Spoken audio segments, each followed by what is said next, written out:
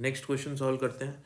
For the minimum deviation of a prism to be equal to its refracting angle the prism must be made of refractive material whose refractive index. तो हमारे पास ना given condition है कि minimum angle of deviation है, और जो minimum angle of deviation है of a prism equal to refracting angle, वो रिफ्रैक्टिंग एंगल के बराबर है। तो जो प्रिज्म का मटेरियल का रिफ्रैक्टिव इंडेक्स होना चाहिए वो कितना होना चाहिए। तो देखो, हमको ये पता है कि जो रिफ्रैक्टिव इंडेक्स होता है उसका फॉर्मूला होता है sine A plus delta M by two upon sine A by two. तो ये जो sine A plus delta M by two upon sine A by two है, इसमें हम डेल्टा एम की जगह ए वैल्यू सब्सटीट्यूट कर सकते हैं। तो हो जाएगा sine A plus A by two upon sine A by two. तो ऊपर आ जाएगा टू है, नीचे भी टू है, तो टू टू कैंसिल हो जाएगा, तो ऊपर साइन ए बचेगा बस, और नीचे as it is sine A by two. अब फिर से हम वो फॉर्मूला यूज़ करते हैं साइन टू थीटा का। What is the formula of sine two theta? So sine two theta is two sine theta cos theta. यहाँ पे आपको एक देखने वाली बात मैं बताता हूँ, ऑब्जर्व करने वाली बात, ये डबल एंगल है और ये हाफ एंगल है। अगर यहाँ पे टू थीटा आ रहा है तो यहाँ पे साइन के साथ हाफ एंगल आ रहा है, इधर टू थीटा तो यहाँ थीटा थीटा आ रहे हैं। अगर यहाँ पे इसी तरह यहाँ पे अगर थीटा होता तो यहाँ पे उसका हाफ यानी कि थीटा बाई टू आता। वही प्रॉपर्टी अपन यहाँ पे यूज़ कर रहे हैं। तो साइन ए है तो इसको लिखेंगे two sine A by two cos A by two, और डिनोमिनेटर में already sine A by two है, तो sine A by two cancel हो जाएगा, तो बचेगा mu equals to two cos A by two. ये हमारी फर्स्ट इक्वेशन अपन ने मान ली। अब क्योंकि मिनिमम एंगल ऑफ डेविएशन की बात हो चुकी है, मैंने आपको पिछली भी कई वीडियोस में समझाया है कि जब भी मिनिमम डेविएशन होता है तो ये जो मेरी रिफ्रैक्टेड रे होती है, ये बेस के पैरेलल होती है मिनिमम एंगल ऑफ डेविएशन की कंडीशन में। और मोर ओवर जो अपना एंगल ऑफ इंसिडेंस होता है, ये अपना एंगल ऑफ इंसिडेंस होता है, और ये जो अपना एंगल ऑफ इमर्जेंस होता है, ये दोनों भी इक्वल होते हैं। तो आई बराबर ई होता है फॉर मिनिमम डेविएशन। तो delta M plus A equals to i plus e, ये रिलेशन है minimum angle of deviation, angle of prism, incidence angle और इमर्जेंस एंगल के बीच का। तो आई और ई तो बराबर है, तो ई की जगह आई लिख देता हूँ, तो यहाँ पे हो जाएगा टू आई। तो डेल्टा एम प्लस ए बराबर टू आई आ गया। यहाँ से आई क्या आ जाएगा? आई आ जाएगा delta M plus A by two. ये अपनी आई की वैल्यू आ गई, म्यू की वैल्यू भी आ गई। अब देखो आगे क्या करते हैं। अब हमको ये भी गिवन है कि डेल्टा एम ए के बराबर है, तो अपने जो ये आई वाला फॉर्मूला है delta M plus A by two, इसमें हम क्या करते हैं डेल्टा एम की जगह ए ही लिख देते हैं।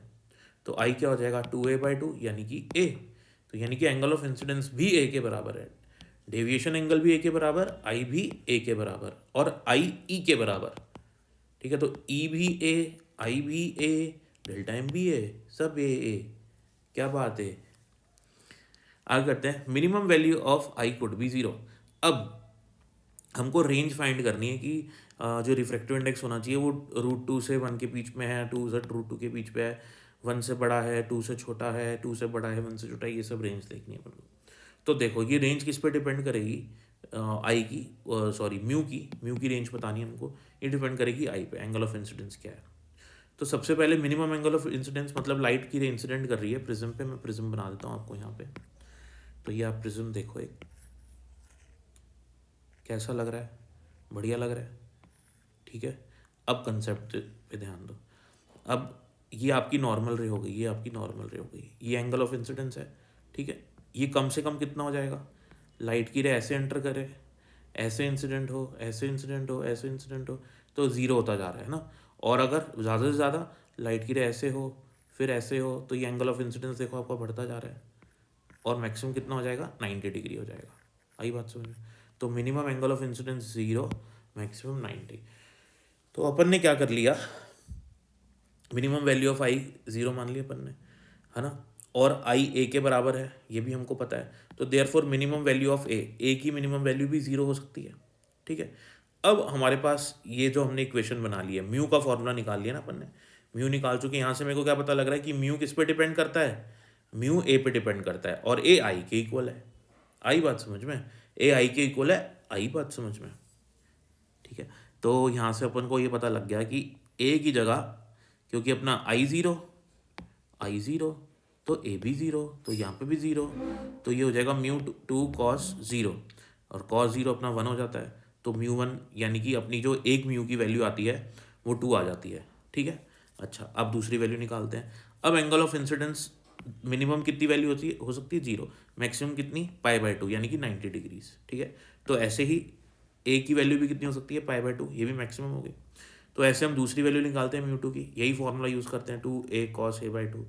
तो 2 cos a/2, ये a है और अपॉन में 2, तो ये π/4 बन जाएगा अपना। तो 2 cos π/4 ये हो जाएगा 1/√2 cos π/4 यानी कि cos 45 डिग्रीज, ठीक है।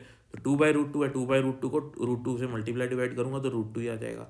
तो दूसरी वैल्यू म्यू की रिफ्रैक्टिव इंडेक्स की √2 आएगी। तो यानी कि जो रिफ्रैक्टिव इंडेक्स की वैल्यू होगी वो 2 और √2 के बीच में होगी। 2 तो 2 है, √2 1.41 है, तो 1.41 से 2 के बीच में वैल्यू लाई करेगी, तो वो अपना आंसर हो जाएगा। तो हमको क्वेश्चन समझ में आया, जल्दी से लाइक शेयर सब्सक्राइब कर दो। Thank you for watching.